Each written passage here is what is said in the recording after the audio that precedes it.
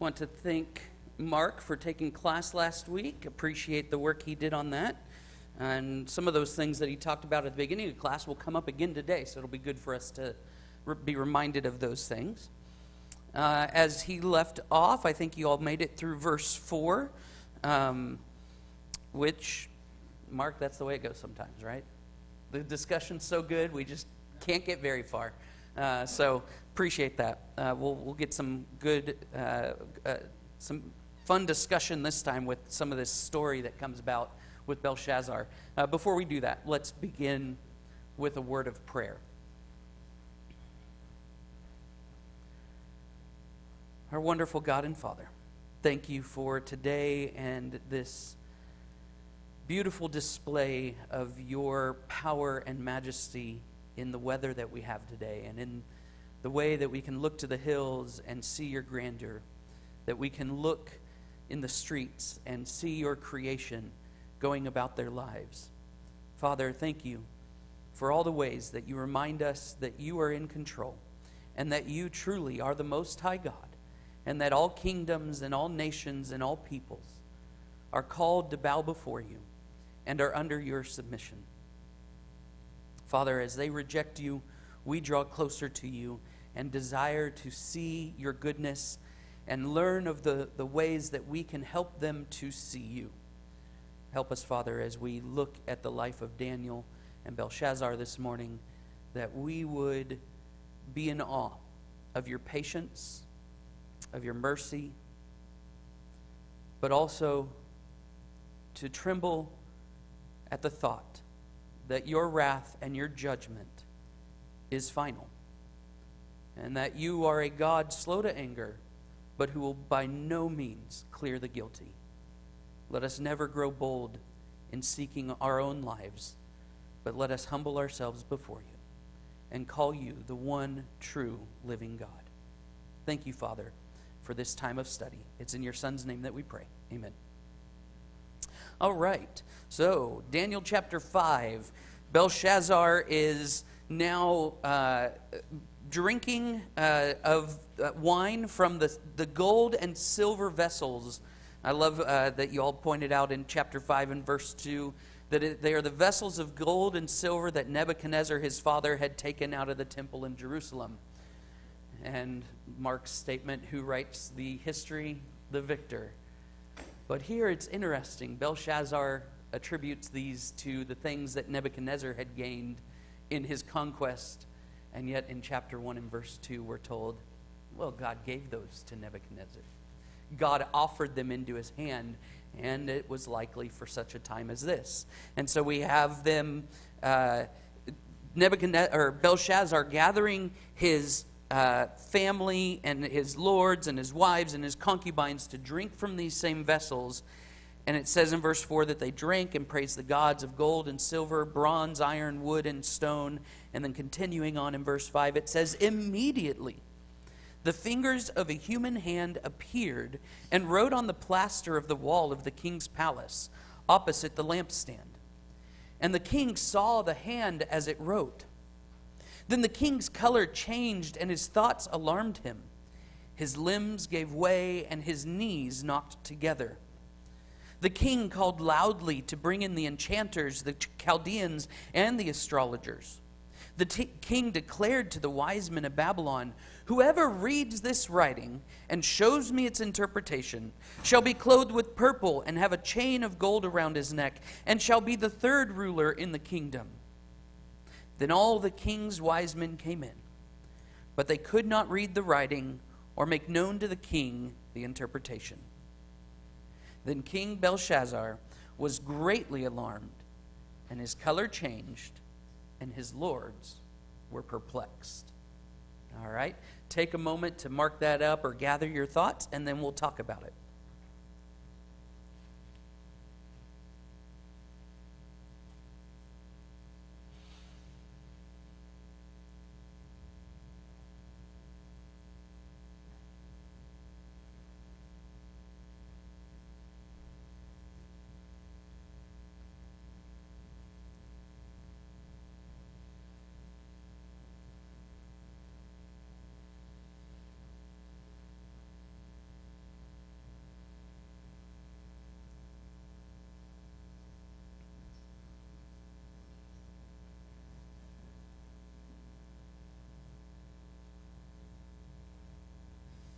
All right. What do you notice, or what questions do you have? We're in Daniel chapter 5, verses 5 through 9.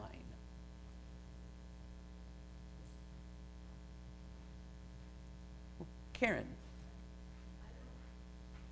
I just find it interesting. I don't know why they said that. In verse 5, he says, opposite the lampstand. What? There's got to be something important about that. Okay, so cool observation there, and somewhat of a quizzitive observation. Why does it note that this is happening, the writing on the plaster of the wall is opposite the lampstand?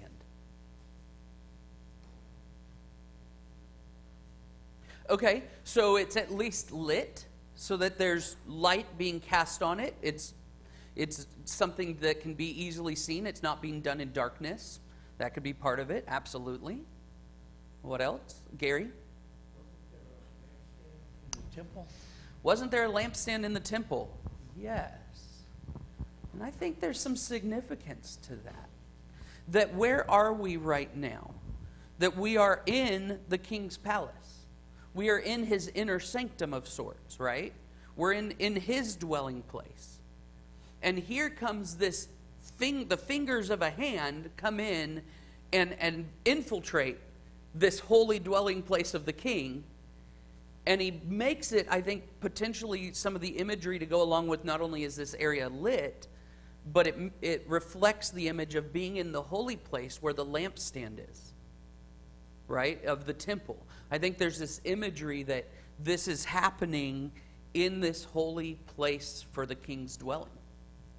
That the king is not exempt from or does not have protection in that place. That this image is happening there. Jai has a thought or question here.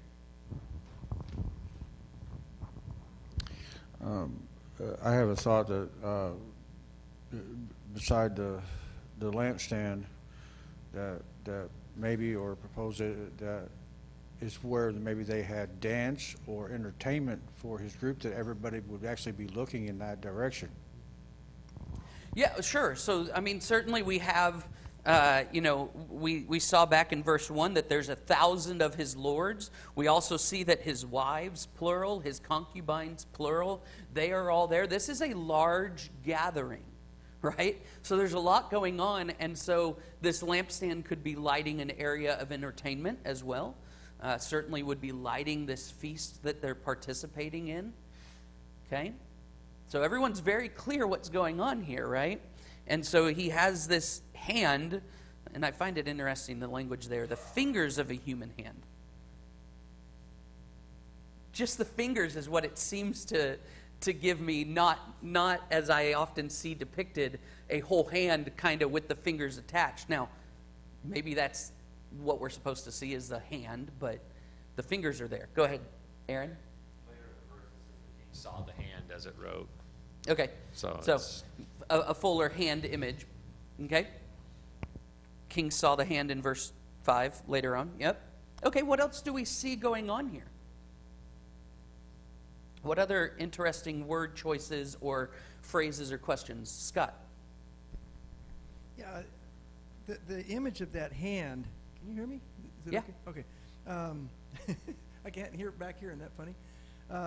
The image of that hand, just the idea of that, I really like. I like to picture that as, here's God. I don't know if he's writing, an angel is writing or what, but it's like that veil is being lifted of the spiritual realm, that this is coming from something so unearthly. Yes. And here's a king over the kingdom of the earth that at least he's charged over it, however you want to look at that. And then this is something that he can't control, has no power over, all of that. Yeah. And it's just neat to see that veil or whatever that we have all along, that there's a spiritual realm just outside of our sight.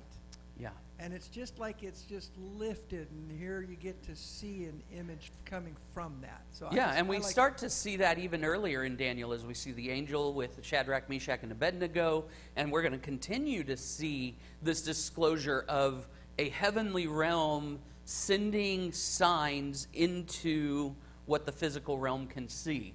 And so we're getting these glimpses into the inner workings of the heavenly places. Okay, what else do we have? Jai?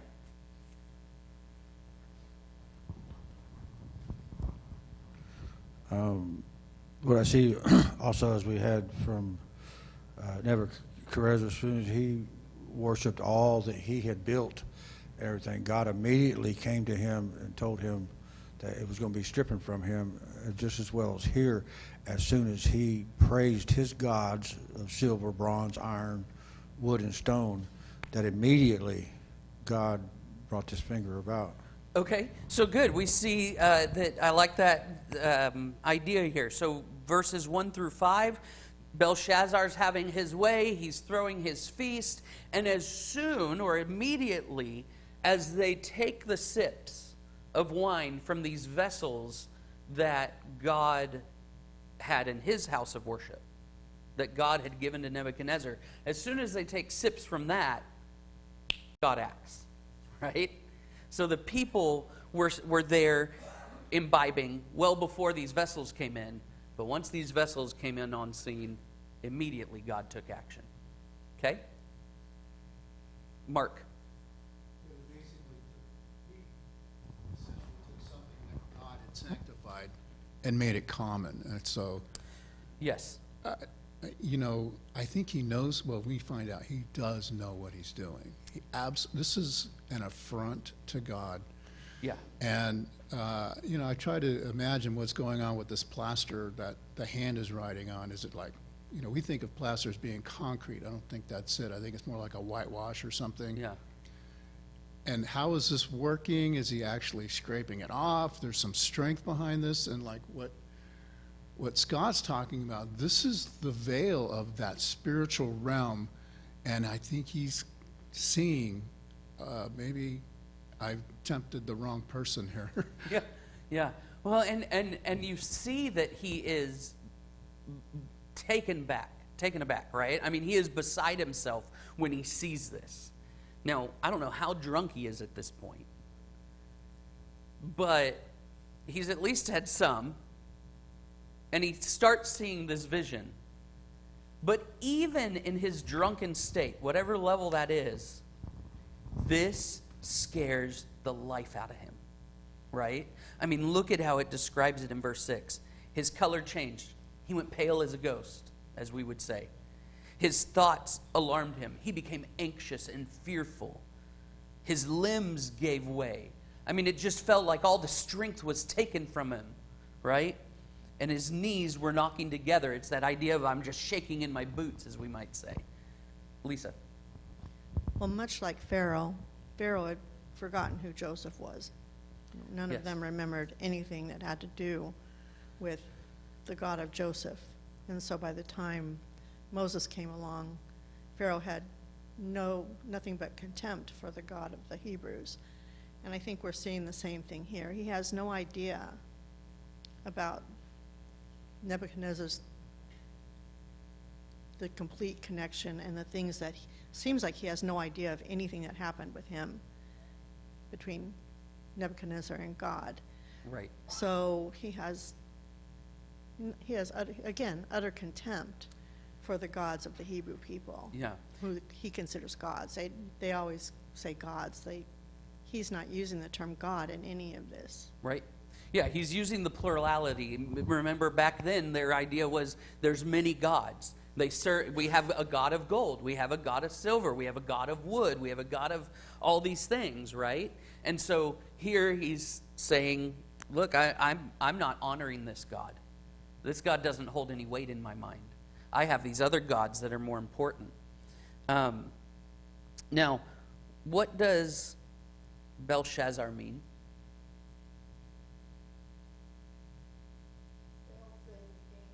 Baal save the king, or Baal will protect.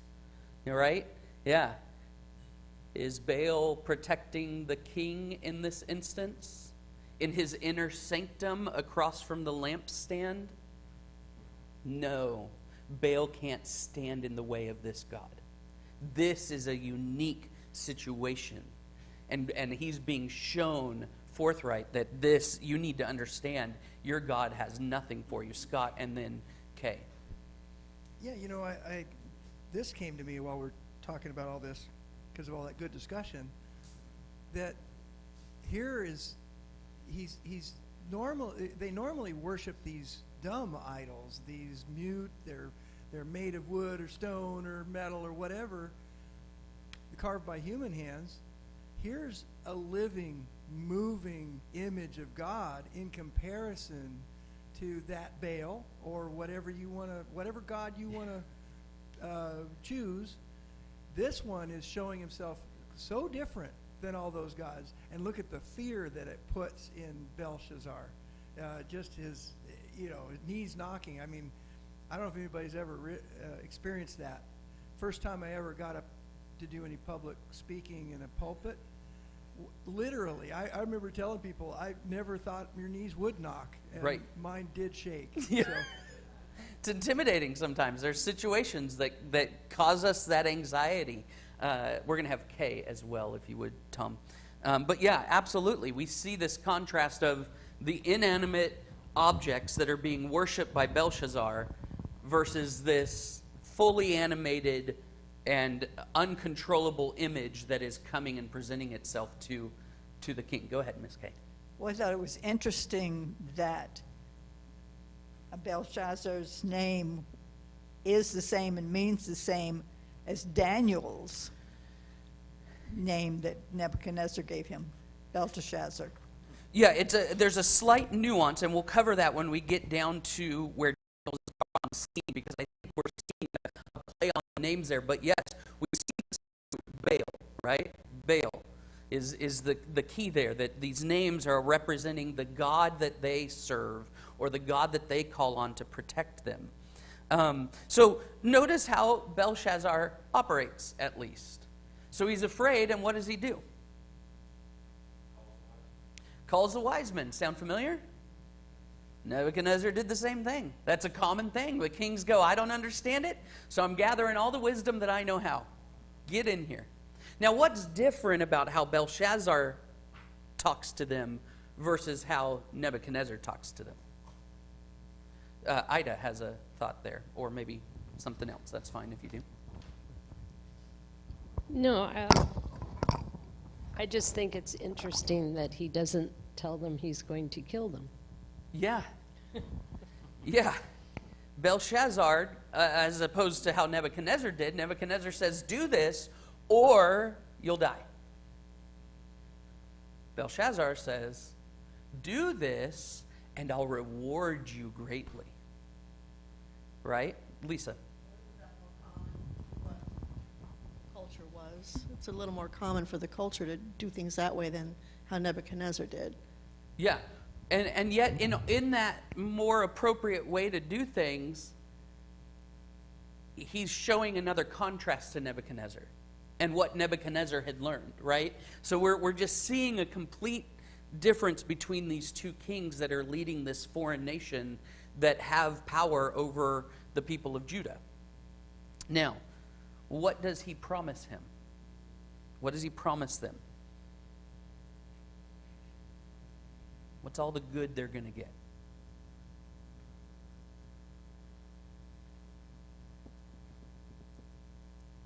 Aaron? The third ruler in the kingdom, clothed in purple, gold, all of the benefits that come with that position. Yeah. Third ruler in the kingdom. Now, when we were looking at Esther's narrative, it was promised that they would be the second ruler. You had the king and the second in charge. Why can Belshazzar not offer him second in charge? Isn't he king? Okay. Here comes the microphone. He's second. His father is the king. Nebuchadnezzar, is that his name? Right, and this goes back to what Mark pointed out to us last week, right? That when historians have looked into the accounts of the records of the Babylonian Empire, Belshazzar is king regent, or he is being left behind to rule over Babylon, while the true first king has gone and taken his home elsewhere and reigning in another part of the kingdom. And so Belshazzar is as good as king. And that's why they honor and treat him as king, because he's the one there in the capital city. But he knows his power is limited. He can't give away the kingdom. So he says, you'll be below me. You'll be next in charge. And so this is another point that the direct line to being the child of Nebuchadnezzar, or the son of Nebuchadnezzar, was through the father-in-law, or the king, the true first king that would have been reigning. So just thought that was good to bring that back of what Mark had pointed out for us last week. Questions on that? Anything else in this section, chapter 5, verses 5 through 9? Aaron. Just that Daniel is not considered as one of the king's wise men. Yeah.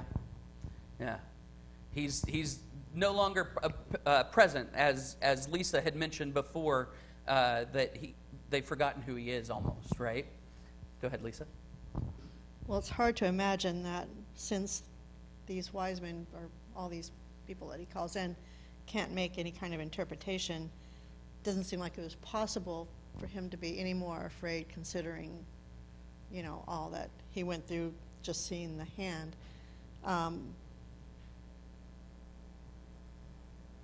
And even now, it points out also that his nobles are bewildered. Good. That this can't be done. Yeah. So after they basically respond in verse 8 and say, we don't have any clue what's going on here, right? We got no answers. Belshazzar, it says, back in verse 6, it said that his thoughts alarmed him. Now we get to verse 9, and it says he's greatly alarmed. Like, how much more afraid could it be, right? But he is. It's just, now there's no hope left, right? There's no answers to be found.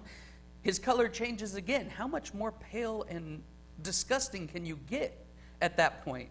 Does he turn green now? I mean, I don't know. Is it like instant jaundice? Like, what's going on? This man's color has just completely changed. He's not looking human at this point, and his lords are perplexed. Dave had a thought, and then we'll move on to the next section here. Yeah, I've been always perplexed by that statement from the Queen. She said... Well, let's read it, and then I'll let you make your comment, because we haven't read it yet. That way we have it fresh in our mind. Sound good? You want me to read it, or you want to read it? I'll read it for us. So verse 10. The queen, because of the words of the king and his lords, came into the banqueting hall, and the queen declared, O king, live forever. Let not your thoughts alarm you or your color change. There is a man in your kingdom who is the spirit of the holy God, in whom is the spirit of the holy gods. In the days of your father, light and understanding and wisdom, like the wisdom of the gods, were found in him. And King Nebuchadnezzar, your father the king, made him chief of the magicians, enchanters, Chaldeans, and astrologers, because an excellent spirit, knowledge, and understanding to interpret dreams, explain riddles, and solve problems were found in this Daniel, whom the king named Belteshazzar. Now let Daniel be called, and he will show the interpretation. All right, give us just a minute to let everyone process that, and then Dave, you'll get first comment in just a moment.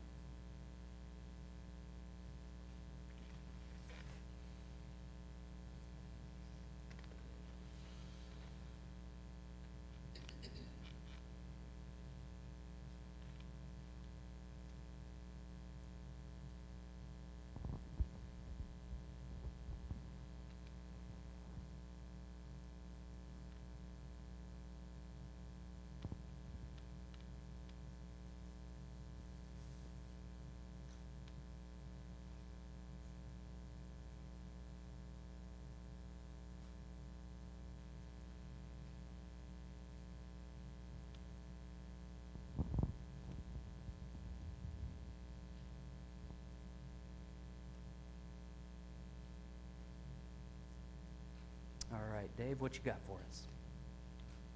Well, I'm perplexed. Okay, go with me on this linear thinking here. I'm along for the ride. This kid, who's now king, was raised by who? His mother, the queen, and his father. So I find it completely impossible for him not to have heard the story, know the story, anything. Because this was a significant event that had transpired. Yeah. So it's weird that she just got done telling him again about this, and he still is baffled by it. So either he wasn't listening, or he is just so frightened he doesn't know what he's doing. That's is puzzling to me, because, you know, so it's like you tell your children, don't touch the hot stove. It will burn you. Yeah. I just don't understand why he's had such trouble with this. I mean, I understand why, because it was a godly, miraculous thing for the hand or scratch on the right on the wall. No Right. human was standing there. Yeah. That would perplex you. He's maybe a little bit drunk and not remembering, but you would think he would have recalled because Daniel was there. You would recall the event that transpired with his father, with Daniel. To me, I'm baffled by that. So if you got any comments on that, go for it. We're going to come up here to Barry, but you know, it's as baffling as it is. We can read in scriptures that a generation arose that knew not the Lord nor the things that he had done for them. It doesn't take long, and I think Barry pointed out that between chapter 4 and chapter 5, there seems to be, as best we can understand, a good 40 years that have transpired since Nebuchadnezzar came to his mind. Mark pointed out we've had a couple short-term kings that get injected, and then now we have this period where we have the kings here. But you're right. They seem to have fully forgotten or not care. Barry. Well, Josephus says that this woman was the wife of Nebuchadnezzar. So she's an old lady. Gotcha. She remembers. Gotcha. She was there when it was happening with Nebuchadnezzar. Yeah. And so, you know, this happens, she goes, oh yeah, Daniel. Yeah. And tells him about it. Right. Well, and if that's the case, she's likely in her 80s. I mean, it's been 40 years since her husband reigned on the throne. I mean, she could be in her 60s to 80s. We got Lido, and then Jai, and then I think Lisa had something. So we'll make our way forward. It's interesting that the queen kind of reminded everything that history repeats itself. And then I find a contrast in here where between Nebuchadnezzar and his son, the change in everything that he had but the only intersection is worrisome and fear on both of them. But the good thing is that, as David mentioned, it's so very interesting and some kind of weird that he doesn't remember or he doesn't know about Daniel. But I think the spirit of wine plays something about this, because a lot of banqueting and drinking probably blurred his At this point, we can at least say Daniel's not coming to his mind. I think I'm with Mark that he has more of a knowledge and insight, as Dave mentioned as well. Like, certainly he heard these stories, and I think he did. I think he knows of David or Daniel, but doesn't know all or trust it all, and we'll see that as we go through the text. Jai? Here, when she's telling him about Daniel, it kind of sounds like she's talking to him as if Daniel is almost a god himself, because it says the light and understanding and wisdom, like the wisdom of the gods, were found in him. Yeah. So she talks like he could possibly even be a god. Yeah, I mean, and certainly we get to, actually, Steve's right behind you. We'll let you do that and not have to walk around. But just a moment, Steve. This idea, light, understanding, and wisdom, like the wisdom of the gods is found in him. I think you're right, Jai. This is high praise for Daniel. This is imagery that 1 John uses to talk about Christ. He is the light of the world. in him we can have wisdom and understanding, and we can walk in the right paths, and we can know for sure that our hope is secured, right? This idea is showing that Daniel becomes this image of the redemptive quality of who Christ becomes, right? He becomes this sort of mediator and this image of God at work on earth. And so you're right. She sees this, and that's likely because she's the queen mother of sorts, and would have been there when Daniel first came on scene. Steve. Well, like when Mark was teaching the Kings this summer and such, I think it's also some validity to note that, hey, here we go again. And I start from reference from Potiphar's wife and Jacob. That they're doing same song, different verse, and something like that. I think anyway, just wanted to area that because that's what I usually did with in the classes he ran before. Thank you. Yeah. Well, and as Lito pointed out, this is a reminder of, like, history repeats itself. The queen's coming in and going, did you forget so easily? This has happened before, and it's happening again, and we still have a wonderful resource here. Go ahead, Lisa, and then Aaron. From a mother's point of view, sometimes when you have a child and you tell them not to touch the hot iron, the first thing they do is walk over and touch the iron.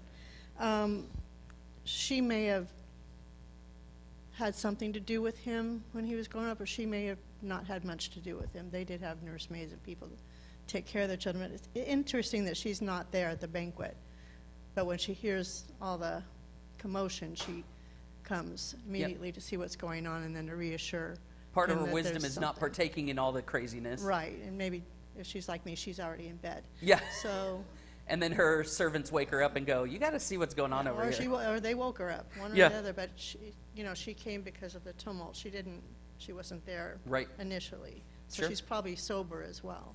Yes. Aaron. Yeah, just a couple things. She tells him not to worry, and also she says he will show you the interpretation. Yes. There's just tremendous confidence there. There's not even a doubt in her mind that he can do that. She also calls him by his Hebrew name, which Yes. I think is interesting. Yes. This Daniel, who King Nebuchadnezzar renamed, Daniel will show you the interpretation. Yeah, absolutely. And part of that idea of calling him by Daniel is saying, do you remember what Daniel's name means? God is my judge, right? So she's coming in on the scene and saying, Yahweh, God is my judge, is able to come in and give you the interpretation. It was your father, Nebuchadnezzar, who named him Belteshazzar, which, as Kay pointed out a moment ago, is very similar to Belshazzar. In the slight nuance here is that it is favored by Baal. Not just Baal will protect, but he's favored by Baal.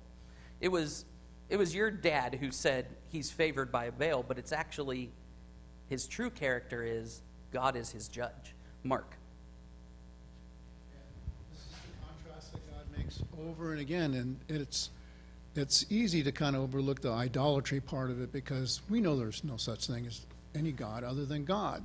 We live that every day. We grew up with that. This was their whole life. Yeah. Was their belief in their made-up gods, and God keeps having to re-educate them over and over and over again that He is God. That's the contrast. Where's your trust? Your trust. Where are your people at now? Who's the agent? And this is kind of that forecasting of Christianity. Who's the agent of God? Well, Christ is the one we look towards. Right. I also want us to see this scene unfolding. Think about it in contrast to the opening of the book of Esther. Right? In Esther, Ahasuerus is having a party. He's throwing a feast. Now, he asks his queen to come in, and she speaks boldly against him and says, not happening. What happens to her? She's outed. You're no longer queen. You're gone. I don't like what you're telling me. Now, here we have a queen who's outside of the party, hears what's going on, and does the thing that Esther was too afraid to do at first. She marches herself right into the king's presence and says, listen here, son, you're going to listen to me. I got something to tell you. But she does it with a sense of honor. She says, "O king, live forever. It's your kingdom that has this one that can save you. It's you that can make this happen," right? She's playing to his position. But she's taking a big chance walking in and demanding that he listen to her. Why? Kristen. Whew. Kristen and then Dave. Dave had something afterwards. Well, it's interesting that she says that he has the wisdom of the gods. So she still doesn't have a clear understanding of God Most High and that there is only one God. So she remembers that, yes, Daniel does have wisdom and he will be able to interpret this, but she still doesn't quite have the understanding that there is only one God. Good. So even with Nebuchadnezzar's restoration towards the end of chapter 4, we do see that maybe it didn't fully set in and create a change in his wife, if this is who this is. Dave. Well, it says that the king said, "Are you the Daniel from back with my dad," kind of thing? He goes, "I've heard of you." And he said that the Spirit of God is in you. Yeah. And so let's take a minute and think about that. He knew about Daniel. He must have known about Daniel. Yeah. Because he said so. So what caused him to go the other way? Well, and let's, again, you're in the mood of going one step further than where we're at. So let's now take that thought and read the next section. Sorry, I won't do it again. That's okay. You're helping push us along, so I like it. All right, Mark, and then we'll read that section. What Kristen said is key to understanding humans. Right. This is human nature. Does he know? Well, it's like if somebody came in here and said, you know what, this Jesus guy, he's the guy. But there's another guy. You need to understand who he is. He's better. He's the God. Yeah. He's real.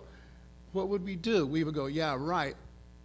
This is what's happening. This is what happens with humans in general. It's difficult for God to get through our heads who he is. We are so blessed to live today and know any of this. Right. Absolutely.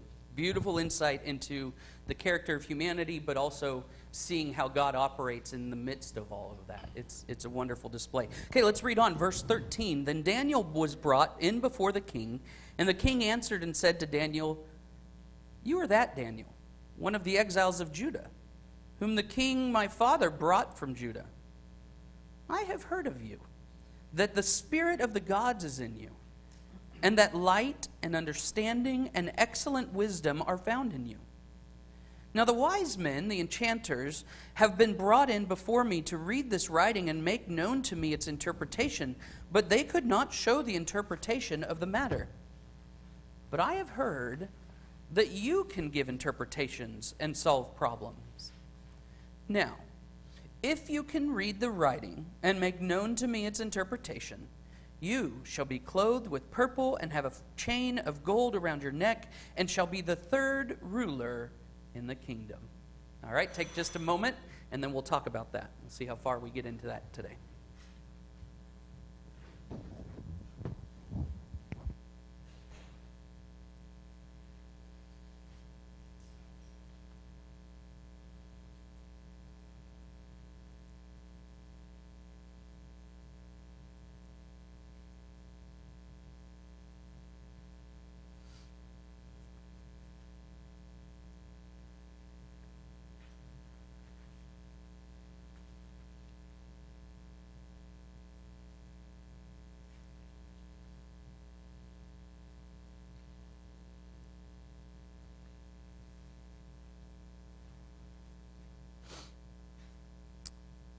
All right, what do you got here? Aaron.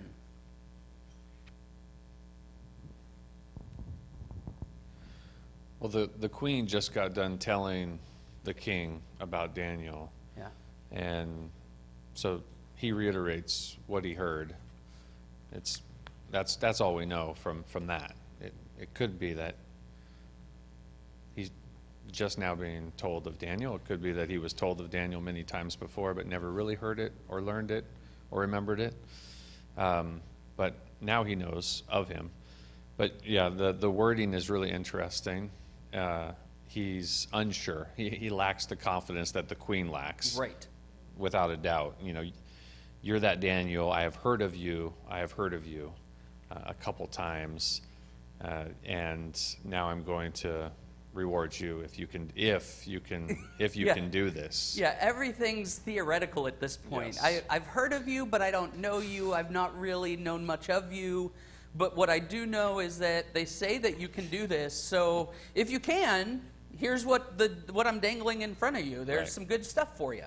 So yeah, it's very interesting. Now I find as you go back to Leto there, and then we'll come up to Lisa. It's interesting that in verse 13 it says that then Daniel was brought in before the king. A more literal translation would be Daniel was introduced to the king. It's almost like a first introduction, right? To your point, they certainly hadn't met face to face at a level that would have reminded Belshazzar that there's this guy Daniel, right? Leto. Yeah, the other thing that is very interesting here is that, like his father, he relies completely on the human knowledge of his probably what we call always on his side, his wise men. Yeah. Unfortunately, I don't know if Belshazzar understood that these things were done by his father, and again, it has no good results at all. It always comes to Daniel. And then I think that there's a providential thing in here that blurs his vision and his mind, not knowing or not remembering Daniel, regarding the presence of Daniel in his kingdom. Yeah, he certainly doesn't remember him, but I think you're right. We're seeing certainly throughout the book of Daniel the importance of surrounding you with a good variety of advisors. Not just the ones who speak good for you or are going to treat you well or encourage you, but you want to find people that have knowledge and understanding. And what did it say? The true character of Daniel in verse 12 was, they have an excellent spirit, they have knowledge, and they have understanding. I mean, that is the kind of advisors we want to surround ourselves with, not just the ones that make us feel good. Go ahead. Well, Daniel had a pretty high position in the Under country, Nebuchadnezzar. Under Nebuchadnezzar, and now the queen says there's a man. Yes. So he doesn't have any kind of, it doesn't seem like he has any kind of position at this point. Yeah. And keep in mind, how old is Daniel now? He's close to 80 years old. Yeah, when the book opened, we were in 605 BC, and now we're pushing, so it's now around 539 BC, as best as we can tell by historians. So he's probably closer to like 69 years old at this point, according to the timeline I'm working on. But that's no young man. He's been around for a long time.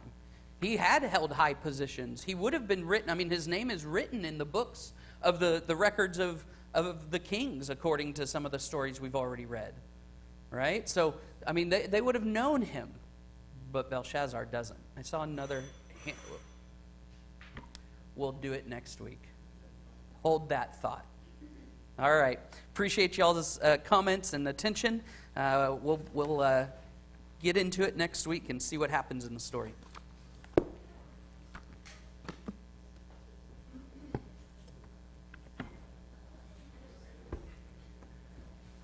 Yeah. Good morning. How are you? Good. I came